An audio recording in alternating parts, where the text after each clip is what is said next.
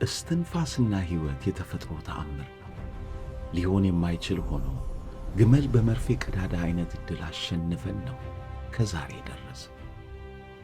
ይህ ስለ ሰው ልጅ አፈጣጠር አይደለም፣ ስለ እናንተና እኔ እንደ አንድ ሰው ምን ያህል ሊጋጠሙ የማይችሉ ኮከቦች ተጋጥመው ስለ መፈጠራችን ነው። የሂሳብ ባለሙያዎች ይህን ዕድል ሊያሰሉት ሞክረዋል። 1 ከ400 ትሪሊየን የሆነ ዕጣ። ይህ ነው የወጣለን ያሸነፍነው ዛሬን ለማየት። ቁጥሩ ታላቅ ነው። ዓይናችሁ ተሸፍኖ ከምድር ካለ አሸዋ ሁሉ መካከል ስማችሁ የተጻፈበትን አንዲት አሸዋ በትክክል እንደማንሳት፣ ወይንም በሕይወት ዘመናችሁ ሁሉ በየቀኑ ሎተሪ እንደማሸነፍ። ለምን እንዴት ብለን እንጀምርና እስቲ እንየው። የዘር ሐረጋችሁን በመጀመሪያ ጢኑት። ለ1000 ዓመታት የቀጠለ ሰንሰለት። ለእናንተ እዚህ መሆን የዘር ሐረጋችሁ ሳይዛነፍና ሳይቋረጥ መቀጠል ነበረበት። አንዴ እንኳ ቢሰበር ዛሬን ባላያችሁ ነበር። መንግሥታትና ግዛትን አፍርሶ ሕዝብን ከፈጀ ጦርነት፣ ከተማና መንደርን ባዶ ካስቀረ ቸነፈርና ወረሽኝ፣ መሬትን ካመከነ ድርቅ፣ ከልጅ ፊት ፈገግታን ከአዋቂ ተስፋን ከሰረቀ ረሃብ አንደኛቸው እንኳ ባይተርፉ ኖሮ ዛሬ ከሳምባችሁ ያለ እስትንፋስ ባልኖረ ነበር። መትረፍ ብቻም በቂ አልነበረም። ጊዜና ቦታ በትክክል መግጠም ነበረባቸው።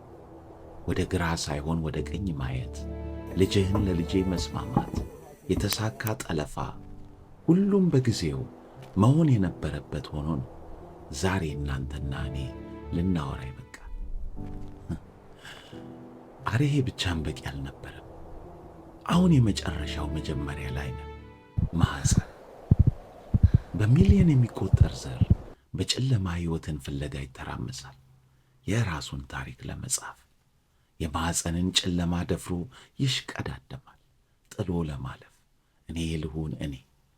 እያንዳንዱ ዘር ደራሲ፣ ገበሬ፣ ወታደር፣ ሌላም የመሆን ዕድል ነበረው። ሀሌታ ሃ ብሎ ሕይወትን ለመቋደስ። የመጨረሻው ፈተና ይቀጥላል። ዕጣ ይወጣል። ጠንካራ ዘሮች በታላቅ ጦርነት እየተሽቀዳደሙ ሕይወትን ፍለጋ ሲጓዙ ፋሎፒያን ቲዩብ ከሚባል ከማኅፀን የሚገናኝ አካል ይደርሳሉ። ፋሎፒያን ቲዩብ የአማርኛ ቃል ባይኖረውም የዕጣ ፈንታ መንገድ ብንለው ሳይሻል አይቀርም። ምክንያቱም ይህ አካል መስቀልያ መንገድ አለው። የፈለገ ብርቱ የሆነ ዘር ከእዚህ ሲደርስ ከዕጣ ፈንታው ውጭ የሚያተርፈው የለም። አንደኛው መንገድ ወደ አለመኖር ነው፣ ምንም የለው። ሌላኛው ወደ ሕይወት በር ያመራል።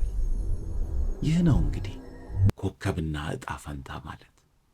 ወደ ግራ ከዞረና ከሄደ ሕይወት የለበትም። ቀኙን ከመረጠ ሕይወትን ይዘራል። ይህን ሁሉ መሰናክል አልፈን ነው እንግዲህ ዛሬ አየር ከሳምባችን የሞላ። ብንቸገር፣ ብንራብ፣ ብንታመምና ብንሞት ሕይወት ስለተሰጠን ነው። ራሳችንን ስንጠራጠር ይህንን ብናስብ መልካም ነው አይደል? በድንገት እንዳልተከሰትን ብዙ መሥዋዕትነት ተከፍሎ ተመርጠን ዛሬን እንደምናይ። ከጀርባችን ያለው ታሪክ ብዙ ነው፣ ከደም አጥንትና ጅማታችን የተጻፈ። በእውነት ሕይወት ክቡር አይደል ታዲያ?